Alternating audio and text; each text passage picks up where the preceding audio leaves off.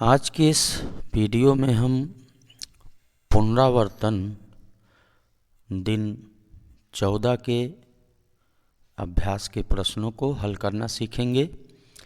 तो सबसे पहला जो प्रश्न दिया गया है, कह रहा है नीचे दिए गए प्रश्नों को हल कीजिए। यहाँ पे प्रश्न दिए गए हैं, इन प्रश्नों को हमें हल करना है। तो का वाला प्रश्न है, कह रहा है रामू 689 रुपये लेकर बाजार गया। यदि उसने 256 रुपये का एक बैग खरीदा तो उसके पास कितने रुपए बचे। तो यहाँ पे रामू के पास जो कुल रुपए थे वो 689 रुपये थे और रामू ने जो बैग खरीदा वो 256 रुपये का बैग खरीदा। अब हमें ज्ञात करना है यहाँ पे कि रामू के पास कितने रुपए बचे। तो इसको ज्ञात करने के लिए हम 689 में से 256 घटा देंगे। तो सबसे पहले 9 में से 6 घटाएंगे तो 9 में से 6 घटाएंगे तो यहाँ बचेगा 3, नीचे लिख देंगे 3। फिर 8 में से 5 घटाएंगे, 3 बचेगा, यहाँ नीचे 3 लिखेंगे। फिर 6 में से 2 घटाएंगे, 4 बचेगा। इस तरह से जो रामू के पास बचे रुपए हैं वो 433 रुपये। यही हमारा आंसर हुआ। फिर इसके बाद खा वाला प्रश्न है, कह रहा है रीमा ने सीमा के जन्मदिन पर घर सजाने के लिए दुकान से 119 गुब्बारे खरीदे। उसने 87 गुब्बारे फोड़ दिए। अब रीमा के पास कितने गुब्बारे शेष बचे। तो यहाँ पे रीमा ने जो कुल गुब्बारे खरीदे थे वो 119 हैं और फोड़े गुब्बारे, जो गुब्बारे उसने फोड़ दिए हैं उनकी संख्या है 87। अब हमें ज्ञात करना है कि रीमा के पास कितने गुब्बारे शेष बचे हैं। तो इसको ज्ञात करने के लिए हमें कुल गुब्बारों की संख्या में से फोड़े गुब्बारे घटा देने हैं। जब हम इसको घटा देंगे तो शेष गुब्बारे वो आ जाएगा। तो 9 में से 7 घटाएंगे 2 बचेगा। फिर 11 में से 8 घटाएंगे 3 बचेगा। तो इस तरह से जो शेष बचे गुब्बारे हैं वो 32। यही हमारा उत्तर है।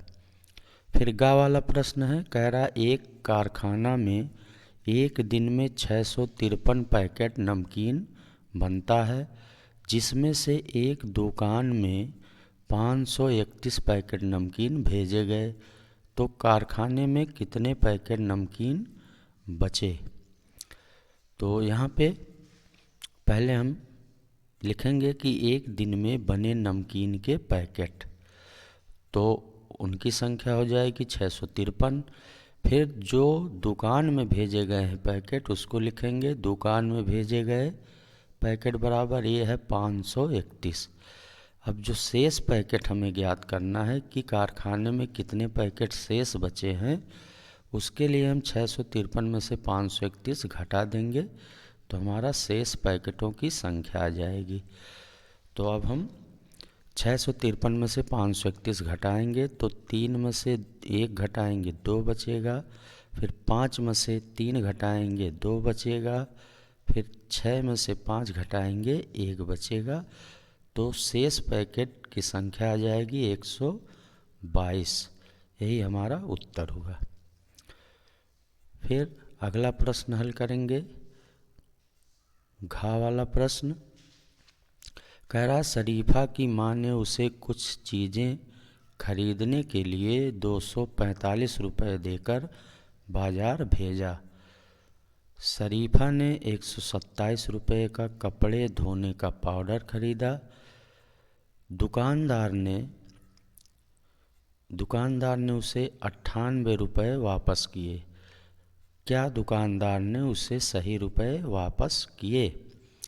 अब यहाँ पे शरीफा के पास जो कुल रुपए थे वो 245 थे और पाउडर का दाम 127 रुपये था। दुकानदार ने उसे 98 रुपये वापस किए। अब हमें ये ज्ञात करना है कि दुकानदार ने उसको सही रुपए दिए कि नहीं दिए। इसके लिए हम 245 में से 127 घटाएंगे। अगर 98 रुपये हमारा उत्तर आता है तो सही है, नहीं आता है तो गलत है। तो पहले शरीफा के पास रुपए बराबर 245, फिर पाउडर का दाम बराबर 127। अब 245 में से 127 घटाएंगे हम, तो 5 में से 7 घटाएंगे, नहीं घटेगा। 4 से एक उधार जाएगा, यहाँ 15 होगा। 15 में से 7 घटाएंगे, 8 बचेगा। फिर उसके बाद 3 में से 2 घटाएंगे, 1 बचेगा। 2 में से 1 घटाएंगे, 1 बचेगा। इस तरह से 118 रुपये दुकानदार को वापस करने चाहिए थे, लेकिन दुकानदार ने केवल 98 रुपये वापस किए। तो हम लिखेंगे कि दुकानदार ने सही रुपये वापस नहीं किए।